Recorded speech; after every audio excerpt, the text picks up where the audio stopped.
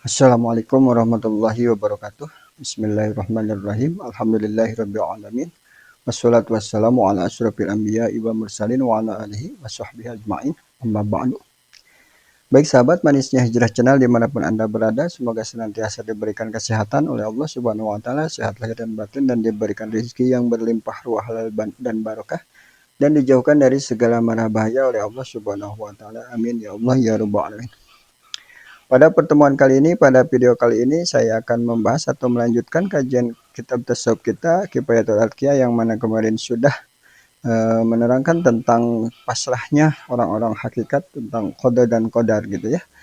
Dan orang yang berada di makom hakikat itu, mereka senantiasa berpasrah akan ketetapan-ketetapan Allah Subhanahu wa taala atau hukum-hukum Allah Subhanahu wa taala. Baik kodoknya dan kodarnya gitu ya, khairihi wa syarihi, baiknya dan buruknya gitu ya. Nah, baik, untuk mempersingkat waktu, kita lanjutkan pembahasan kita dengan mengucap Bismillahirrahmanirrahim. Qala musannifu rahimahullahu ta'ala wa nafa'anallahu bihi wa bi'ulumihi fid dharaini amin. Seperti biasa dinadamkan dulu ya. Wa tariqatun akhdhu bi ahwatikal wara' wa azimatin kariyadatin mutabatila. Wa tariqatu, dan adapun tariqah itu akhdhun, yaitu meninggalkan ya, meninggalkan atau mengambil bi akhwati, dengan yang hati-hati ya, kalau waroi seperti warok ya. Artinya itu akhwat di sini adalah meninggalkan ya, yang kenapa-napa takut, meninggalkan yang enggak apa-apa takut kenapa-napa, maksudnya begitu ya. Jadi dia itu sangat hati-hati ya, tariqah itu. Kalau waroi seperti warok, wazimatin dan azimah karyadatin seperti melaksanakan riyadah, mutabatila dan peribadahan yang lain gitu ya. Yakni artinya anna tariqata, sesungguhnya tariqah itu indahum, menurut para ulama sufi ya, indahum hiya, yaitu al-akhdhu, yaitu mengambil bil akhwati, dengan hati-hati, bisa iral amal, dalam seluruh amal, wala ya'khudhu, dan tidak mengambil birruhsi, dengan yang enteng-enteng atau yang ringan ya, atau rukhsah gitu ya. Jadi tariqah itu mereka itu semua mengambil yang memang hati-hati, dan dalam seluruh amal gitu ya, dalam seluruh perbuatannya, amalnya itu dia hati-hati, tapi dia tidak mengambil yang rukhsah atau keringanan-keringanan. Apabila ada rukhsah, mereka itu tidak ngambil gitu ya, karena hati-hatinya gitu ya, takut hati-hatinya gitu.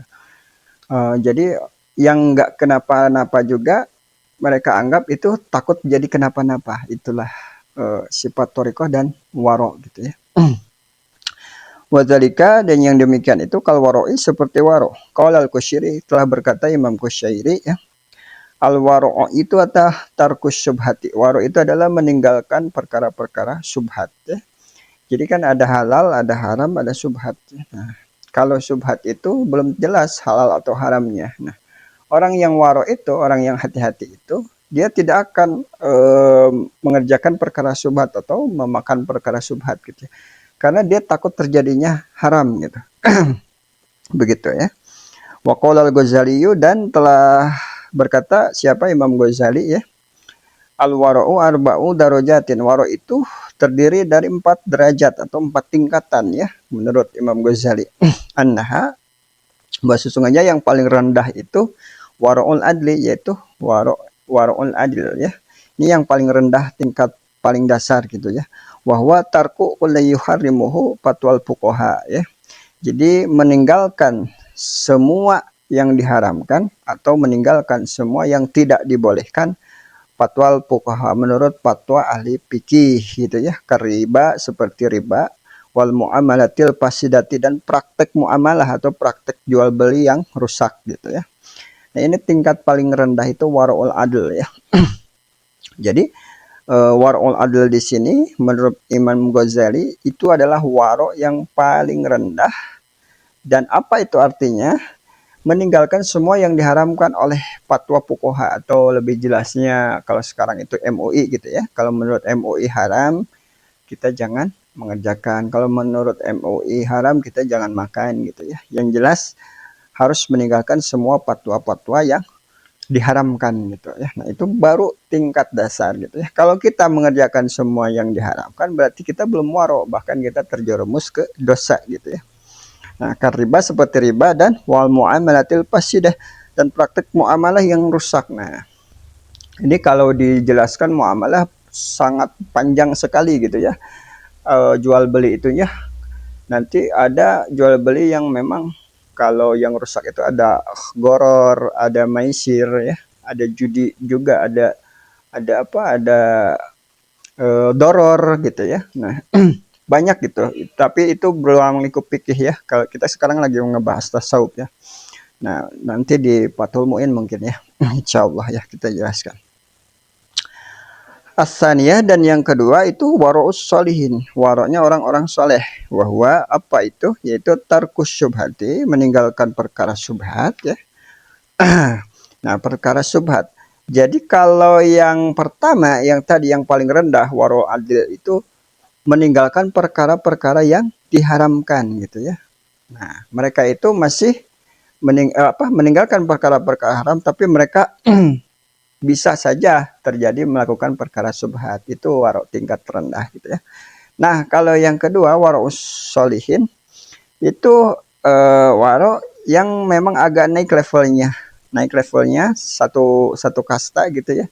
Jadi mereka bukan cuma meninggalkan perkara yang diharamkan MUI, diharamkan fatwa fuqaha, tapi mereka juga meninggalkan subhat, perkara-perkara subhat. Dengan kehati-hatiannya mereka tidak mau kalau subhat itu takut menjadi haram gitu ya. Nah, meskipun pada dasarnya subhat itu antara halal dan haram gitu ya. Nah, itu adalah wara'us solihin. Kalau yang pertama jelas itu mereka meninggalkan perkara yang haram ya gitu.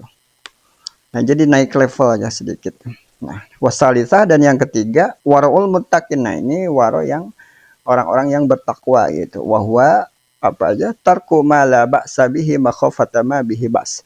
Jadi meninggalkan perkara yang tidak kenapa-napa ya. Makhafatan karena mereka takut bihi ba's.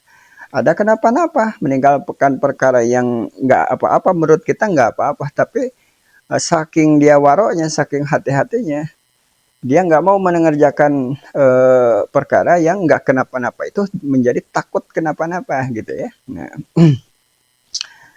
banyak itulah kisahnya atau contoh-contohnya dulu para wali Allah. Padahal menurut kita itu perkara itu sah-sah saja, halal saja gitu ya.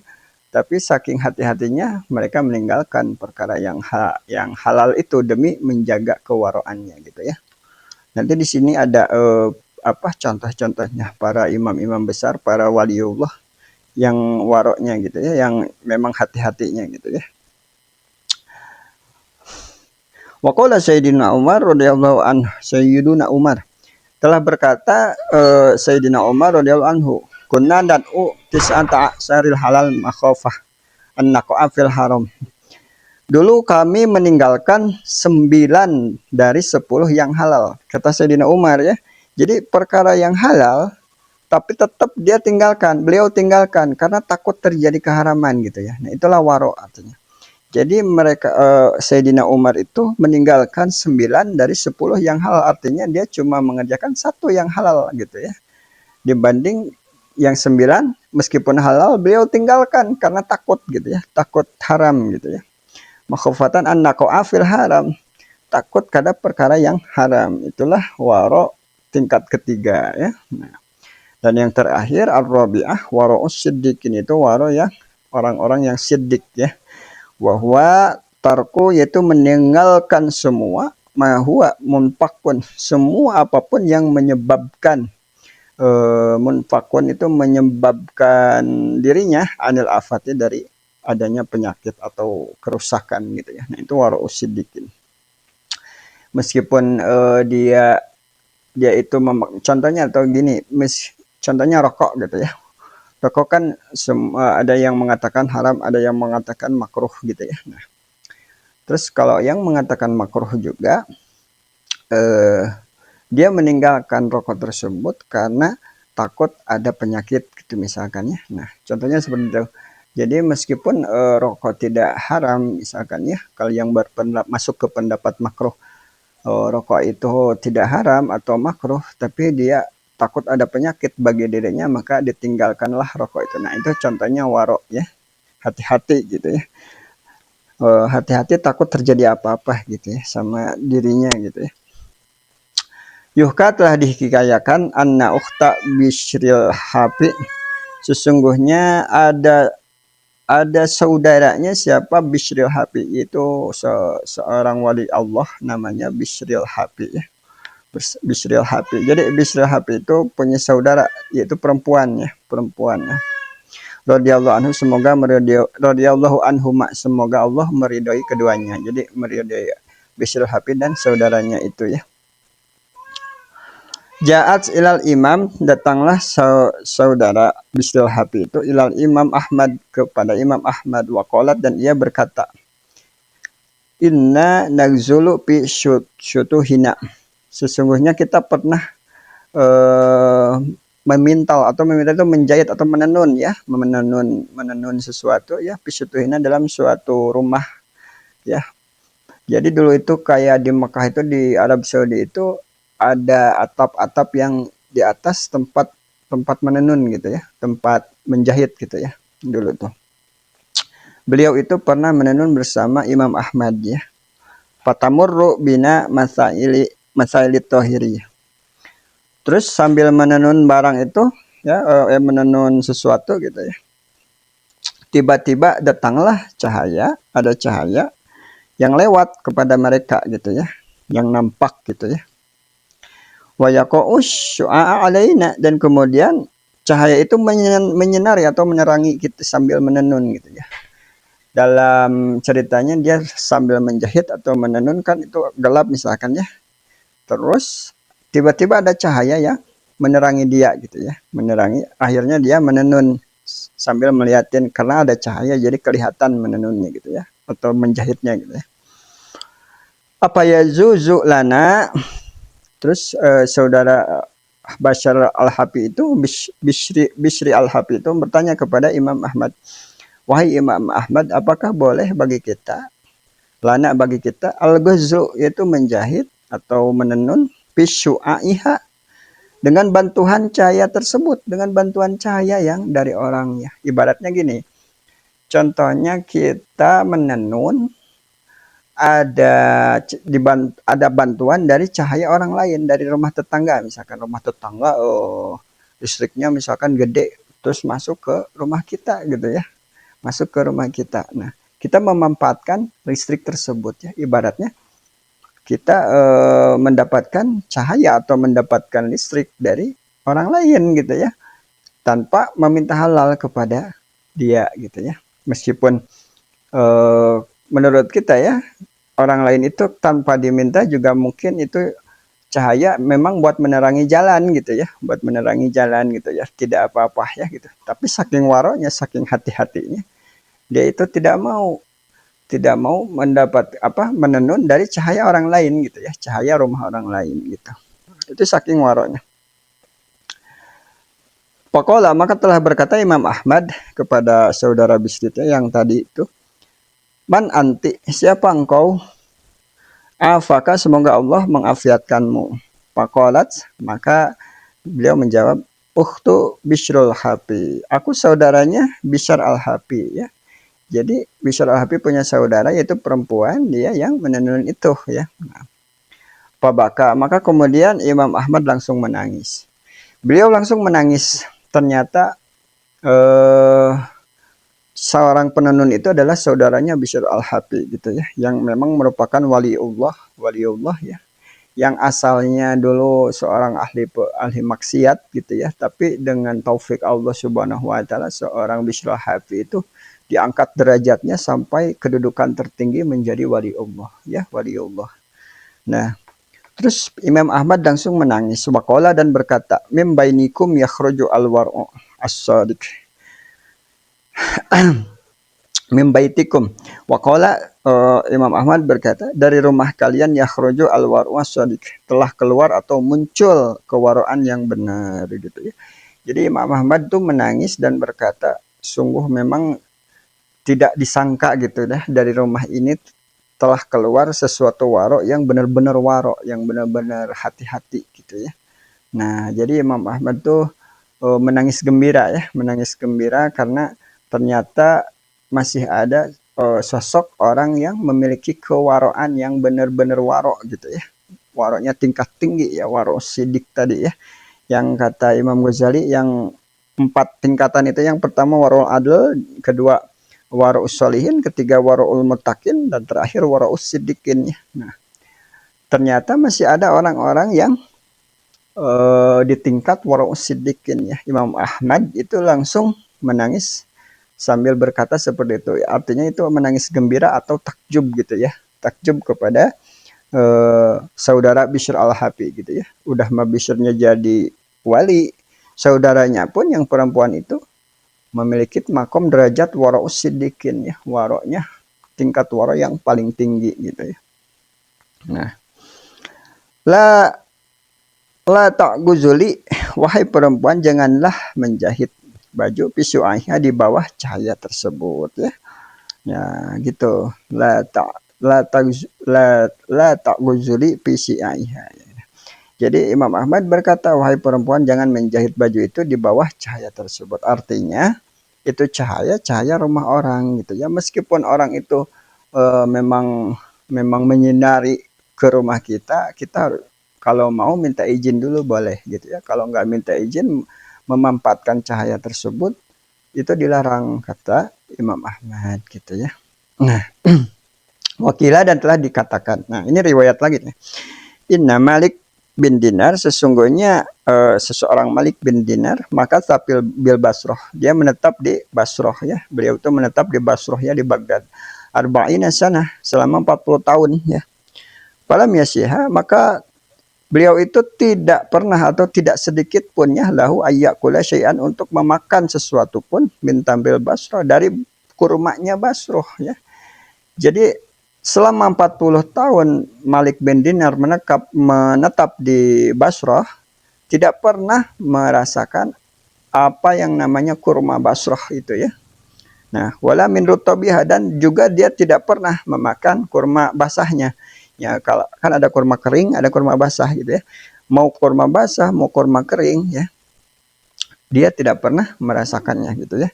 Hatta mata, sampai meninggal ya. Walam yazuku, dan nggak pernah meraba atau memegangnya pun nggak pernah gitu ya. Wakana izan kodo, apabila ia telah selesai waktu rutbi, waktunya rutob atau waktu panen atau waktu kurmanya muncul gitu ya.